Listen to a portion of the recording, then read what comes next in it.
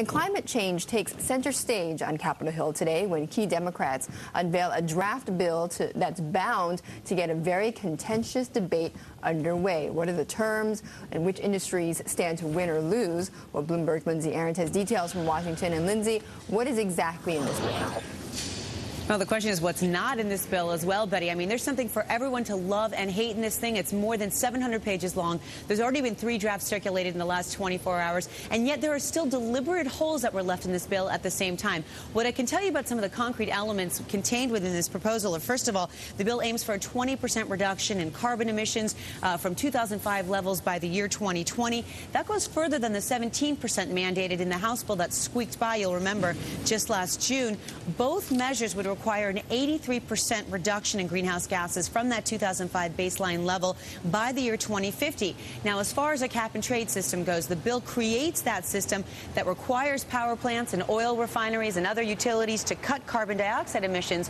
But the bill deliberately leaves one key question unanswered, and that is the question of how do you distribute these pollution allowances or these pollution credits that could be worth tens of billions of dollars to affected industries. Analysts say that is a deliberate negotiating tactic that is created to bring coal state lawmakers, for example, on board with this bill. You're adding money to the economy and giving it away. That's how we are starting this cap-and-trade market. When you give money, you're subsidizing, and it gives you a great deal of goodwill with folks who want subsidies. Other key elements to this bill will be a so-called price collar that will be meant to constrain the price of carbon in this new marketplace. And also there are placeholders for subsidies for the coal and nuclear industries. No doubt those industries will be glad to see that there. Back to you, Betty. And Lindsay, I mean, which industries specifically stand to win or lose under this bill?